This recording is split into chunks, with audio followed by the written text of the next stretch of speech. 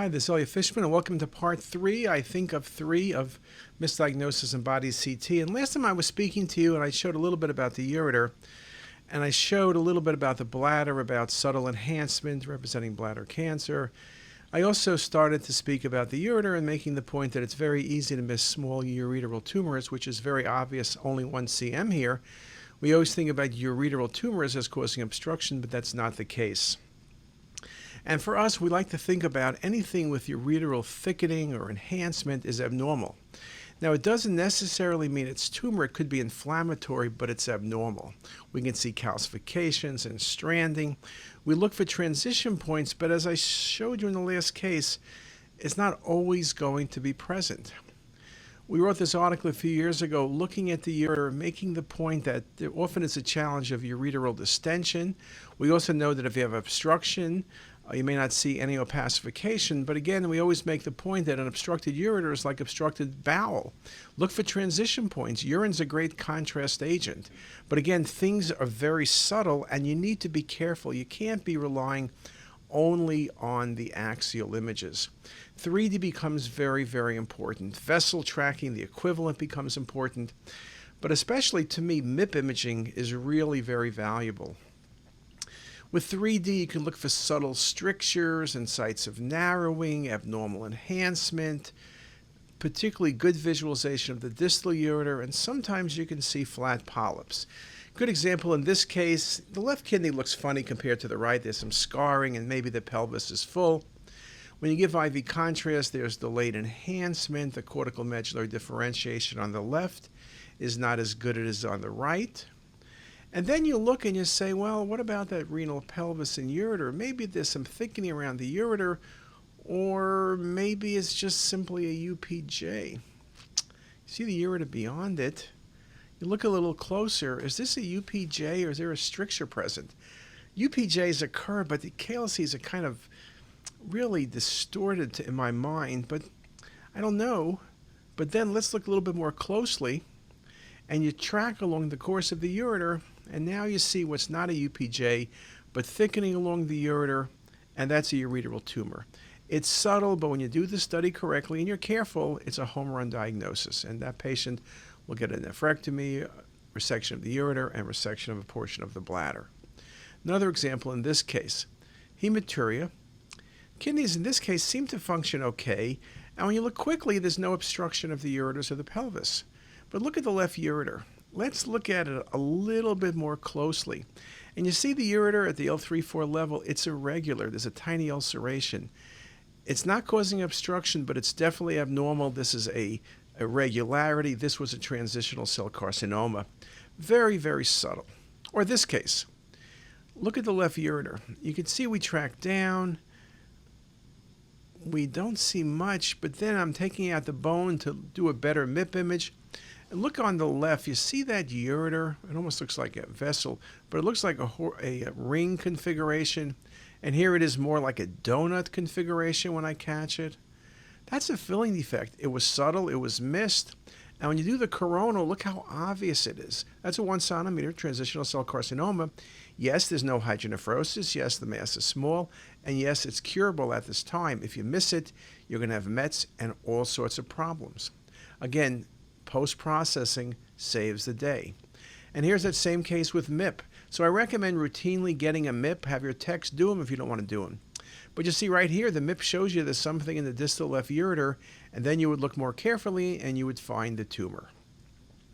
This idea about looking at multiple images in different planes, even if you don't see anything, is critical. We looked at this in terms of doing sagittal views in patients, looking at the mesenteric vessels. And what you found was that unless you routinely looked at the sagittal views, you missed significant abnormalities. And the mesenteric lesions, it wasn't just like a small little change where you say there's a little bit of impression on the celiac of no consequence, but management changed in 15% of cases.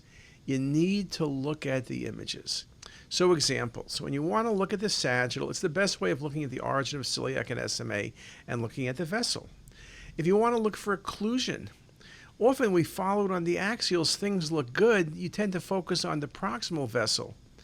But what about cases with thrombosis? So here, the patient's celiac and SMA look great, but distally you can see on the sagittal view or on the 3D, or in these views, the patient has a thrombus. It was an embolic phenomenon. If you look only at the proximal vessel, you would read this as normal. But look at the size thrombus you missed, which could have yielded infarcted bowel. One of the things I notice people make mistakes is they look at the proximal vessel and they say normal SMA, normal celiac. You need to follow the vessels down, and sometimes it's with the MIP looking at the entire vessel globally that makes it very, very easy. So a point we make is sagittal view, everything on the sagittal. Yes, I know you need to look at it for staging tumors, but for stenosis and median awkward ligament syndrome and aneurysms and the like, you need to look at coronal and sagittal. But surely sagittal you need to look at for many, many reasons. And this translates also into bone and soft tissue. You know, the bone and soft tissue at times are the evil stepsister or the nice stepsister, whatever you want to call it. But you miss things because you're not paying attention, because you're looking at the axial views. And most of the time, the bone is an incidental finding. You need to pay attention to the bone on all images, and sagittal views are critical for the spine. You look at this case of abdominal pain, back pain, everything looks pretty good. Calcification, right kidney. But coronal and sagittal view, L1 is collapsed, wedged. That was the reason for the patient's symptoms. Carberry wrote an article that said if you don't do sagittal view, you're going to miss routinely fractures. And in this scenario, 84% of the time, you actually miss the findings. You need to look at the sagittal view routinely, time in, time out. Rule out the section. Look at the sagittal view. Maybe it's the bone. Maybe it's the reason for the pain. Obviously, when you have back pain, you're looking at the bone. You got to look at the aorta. Maybe that's the source. We talk about skin and soft tissue. I think I recently gave a 3D talk on this for you guys.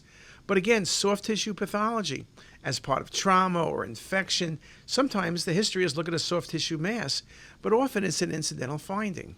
So in this case, the patient had a fracture, was now having increasing swelling. They wanted to know if the patient had a compartment syndrome. Look at the extent of the patient's fracture nicely on the MIP and on the 3D reconstruction. The vessel is intact. But if you go to the soft tissue, look at those blisters. This patient had compartment syndrome with these really prominent blisters. This is why the patient had pain. And you could say that, didn't they see this on physical exam? The answer was no. Perhaps it developed between the time they left the floor and got to CT. But look how impressive those blisters are. And look how good cinematic is for looking at the soft tissue. It can tell you a lot. Look at the umbilicus, look at the muscle, imagine sites of injury and cases like this. Beautifully showing you with the color coding, the lighting models, the patient's multiple blisters. Just a very, very elegant example. Now, we talk about misdiagnosis and how do you get around them. I think a lot of it is learning, and we talk about consistent and constant and forever learning. We do a monthly conference, actually a bi-monthly conference. Every other week, I show cases. Some of them are missed cases, some of them are interesting cases, some are trick cases, some are great diagnosis. I think at the end of the day, just sending around pieces of paper or doing peer review and just collecting numbers, that doesn't do anything. At the end of the day, you got to go back to your residency where you looked at cases, someone showed you something you missed. Now, I have to admit, I don't call in anybody and say, hey, you missed this case for the second time. But we look at the difficult cases and we learn whether it was those bladder cancers that we were missing, whether it's the incidental PEs that were missing, whether it's the small bowel tumors that we were missing. And this idea of conferences includes correlation with pathology, surgical findings, clinical follow-up, and it really gives you not only a free lunch, but really makes you think about things and realize some of the challenges and know what you need to be looking at. And again, it's not so much peer review as much as let's look at things together. Survey data shows that non-anonymized peer review increases anxiety, raises concerns over malpractice and job security, and has potential to strain relationships for colleagues. You report me missing a case, I report you 5 cases you missed. I remember way back when we had some radiologists, they would love to tell you what you missed, but if you showed them something, they would look at every case you ever read and come back with a million misses. So Again, we really want to make certain that we do this in a really good manner. Now, we know that multidisciplinary conferences are great. We do them routinely. It's really a good way of increasing your accuracy, getting follow-up, dealing with your referring clinicians, and learning from them what's important. Looking at a pancreatic CT is not just saying there's a pancreatic mass, but what does a surgeon want to know? What does a radiation oncologist want to know? What does a medical oncologist want to know? So my reports are answering all the questions they're going to have. You're much better at doing things. We talk about checklists. Some people like checklists. In other industries, it's very helpful in decreasing misfindings. Residents and fellows tend to like them. The truth is, checklists are probably okay as long as you use them correctly. Some people kind of go through the checklist and don't even pay attention what they're checking off as, adrenals fine. You didn't even look. So you got to be careful that checklists don't put you also into this situation where you're just cranking out the stuff. Now, we've done checklists. We have a couple apps. This pancreatic mass checklist allows you to think about pancreatic masses and work through the checklist answering specific questions. Is there a mass present? If yes, how would you describe the mass? Solid and cystic, necrotic. Does it have calcifications? And then you move on to what it could be, description, differential diagnosis. Now, if I stretch things out a few years, where are we going to be? AI is coming in there. Felix project I've spoken about, training to read the scans. After a year, the computer is as good as us in recognizing the pancreas and recognizing its organs. Using things like cinematic rendering as a way of rethinking about how we look at things. Putting that together with AI, putting that together with radiomics, those are subjects of another talk, but that's going to help us decrease our misses. Hopefully we're going to have the world's best second reader and we'll still have a job.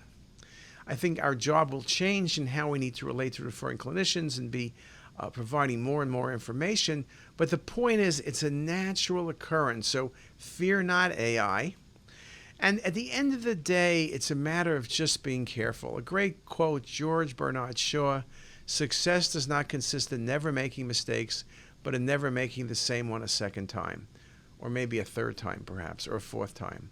So again, hopefully we've gone through in these 3 talks a lot of critical points. I could go through misdiagnosis for 3 days. People have had meetings for 3 days going through liver, then pancreas, then kidney, then brain, then bone. There's so many possible ways of missing things. The key thing is to be careful, know the limitations, know where misses occur, and just be careful. And at the end of the day, enjoy yourself. So with that, I'll stop there. And I appreciate everyone's attention, and I'll see you next week. Catch you later. Bye. If you liked what you heard here today, please make sure to hit that subscribe button and visit our website CTisus.com for lectures, quizzes, pearls, and more. Also, be sure to check out our apps that are available for free on the Apple Store. All links are in the description box below.